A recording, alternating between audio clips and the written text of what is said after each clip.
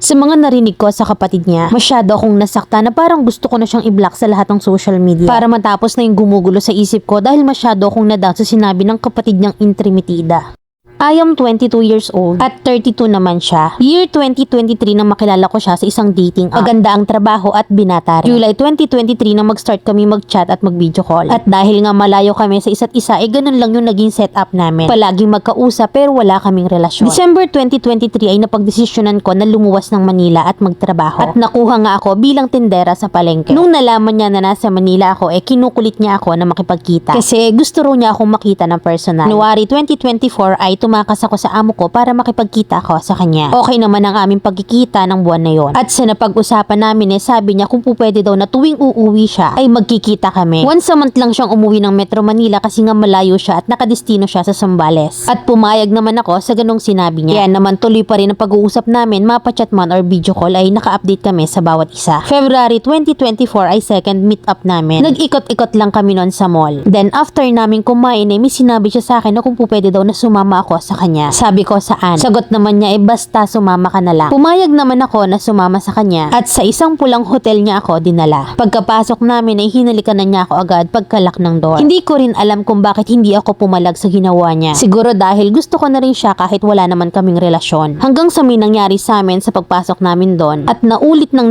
yon tuwing uuwi siya. October 2024 ay unexpected na nabuntis niya ako. Sinabi ko agad yon sa kanya. Sinusubukan namin na ipalaglag ang pinagbubuntis ko dahil hindi pa talaga namin plano na magkaanak kasi nga busy kami pareha sa trabaho. Hanggang sa umabot na ng 2 months yung bata pero hindi pa rin siya malaglag. Kaya naman napagdesisyonan na lang namin na ituloy na lang. Hanggang sa sinabi na rin namin yon sa magulang namin. Pinaharap ko siya sa mama ko kasi nga mama ko na lang yung natitira kong magulang at humarap naman siya. Sinama niya rin ako sa kanila. Pero ang akala ko na dahil sinama niya ako sa kanila ay magiging okay na. Tinanong niya ako ng December 22 kung saan daw ako magpapasko. Sabi ko kahit na saan kasi hindi naman ako uuwi ng probinsya namin kasi nga mahirap umuwi. Ang sabi niya sa akin ay sa kanila na lang daw ako magpasko sa Antipolo. Pumayag naman ako kasi mag-isa lang ako sa bahay that time. Ang mama ko kasi ay sa agency niya rin magki-Christmas. Pagdating ko sa kanila ay parang normal naman. Okay at mabait ang magulang niya at wine-welcome ako na parang anak. December 25 ay paalis na kaming dalawa. Bala kasi namin na mamasyal nun at kinabukasan na rin naman may trabaho na rin kami. Kinausap muna kami ng magulang niya kung ano yung plano namin. Pero hindi kami nakaimik parehas at wala akong nasabi dahil hindi ko rin alam kung ano yung gagawin ko. Kasi hindi ko pa planong magkaanak dahil bata pa ako. Tinanong din siya ng mama niya kung anong plano pero hindi siya sumagot. Hanggang sa tinanong na rin kami ng magulang niya kung ilang taon na daw ba kaming magkasintahan. Sa tanong na yon ay lalo akong nanlumo sa kinauupuan ko kasi hindi ko talaga alam. Kasi wala naman talaga kaming relasyon. At habang tinatanong kaming dalawa ay nakisawsaw yung kapatid niyang babae. Ang sabi niya, baka naman talagang walang relasyon ang dalawang yan. Na nabuntis lang yung babaeng yan. Sinuway siya ng mama niya nun at nagtanong ulit kung ilang buwan na daw ba kami. Sumagot ako at ang sabi ko ay mag-iisang taon na kaming nagkikita. Tumango lang sa akin ang mama niya at siya naman ang tinanong kung ready na daw siyang mag-asawa. Pero ang sagot niya sa mama niya, matagal pa kasi mama yung process noon at hindi yun agad basta-basta. At sumagot ulit yung kapatid niyang intrimitida. Bakit mo ba kuya pakakasalan yan? Inabuntis mo lang naman yan. Sinamaan niya ng tingin ng kapatid niya at sinuway rin to ng mama niya. Tinanong ulit ako ng mama nila kung ilang taon na daw ba ako at ang sagot ko naman ay 22. Nung narinig ng kapatid niya na gano'n ang edad ko ay kung ano-ano na lang ang sinabi niya sa akin. Nagpasok na ako sa loob ng kwarto at nasa kusina naman ang kapatid niya na hindi ko naiintindihan yung mga pinagsasasabi. Ramdam ko na nagkakagulo sila doon at nagtatalo silang magkapatid hanggang sa nag-walk out na to at napadaan sa akin. Habang sinasabi niya na, bakit mo kasi pipilitin ang gusto mo ayaw nga namin sa babaeng yan. Sabay hablot sa akin sa hawak kong salamin para akong binuhusan ng malamig na tubig at iyak na lang yung nagawa ko. Hanggang sa dumating na rin ang papa niya sa bahay nila at ibinilin kami ng mama niya sa papa niya na kausapin daw kaming dalawa na kung ano daw ba yung desisyon namin. Bilin niya pa na hindi na daw mababawi yung nangyari kasi nandito na daw yung bata sa sinapupunan ko. At ang pinayo sa amin ng papa niya, kung hindi pa kayo mag-aasawa, magsama muna kayo hanggang sa mapagdesisyonan nyo kung kailan kayo ikakasal. Total naman may sarili-sarili na kayong trabaho. At sinigundahan naman to ng mama niya na ang sabi niya sa akin, Neng, wag kang mag-alala, hindi ka pababayaan. Susuportahan ka namin hanggang lumaki yung bata basta wag kang mag-alala. Basta't pag-usapan yung dalawa kung ano yung mapapagdesisyonan nyo at hindi kami doon tututol. Hanggang sa nagpaalam muna kami na lalabas. Hindi ko mapigilan ng mapaiyak dahil sa sama ng loob ko sa kapatid niya. Kino-comfort naman niya ako at ang sabi niya hayaan ko lang daw at wag kong pakinggan yung kapatid niya. Pero kahit na gano'n ay sobra pa rin ang galit at sama ng loob ko. Pagdating namin ng Cubao ay kumain kami at nagpahupa ako ng sama ng loob. At pagbalik namin sa bahay nila ay nagtaka yung mama niya kung bakit pugto yung mga mata ko. Then after ng ilang oras ay nagpaalam na rin ako na uuwi na. Nung hinatid niya ako sa MRT ay kinausap niya ako. Ang sabi niya sa akin kung ang demand mo ngayon ay ang kasal, hindi ko may bibigay yun sa'yo ngayon. Pero sa pagsuporta ay handa akong sumuporta sa inyong dalawa. Hanggang sa makauwi na ako ng bahay ay nag-iisip ako kung makikipag-usap pa ako sa kanya or hindi na. Dahil nga sa mga narinig ko sa kapatid niya na masyado akong nasaktan, na parang gusto ko na siyang i-block sa lahat ng social media platform. Gusto ko na lang umuwi sa probinsya namin at lumayo sa kanya at magsarili ng buhay kasama ang magiging anak ko. Tumutupad naman siya sa mga sinabi niya bago kami magkahiwalay. At bago nga siya bumalik ng Zambales, dinala niya muna ako sa mall at ibinili yung mga gusto ko. At bago kami naghiwalay, ibinigyan niya pa ako ng pera. Hanggang sa ngayon, binibigyan naman niya ako ng suporta at laging tumatawag at nangangamusta. Pero napapaisip ako, Mamile, na parang gusto ko na siyang i-block para matapos ng gumugulo sa isip ko. Dahil masyado akong na-down sa sinabi ng kapatid niya. Sana'y mapili niyo na mabasa yung email ko. Letter sender, Cathy ng Oriental Mindoro.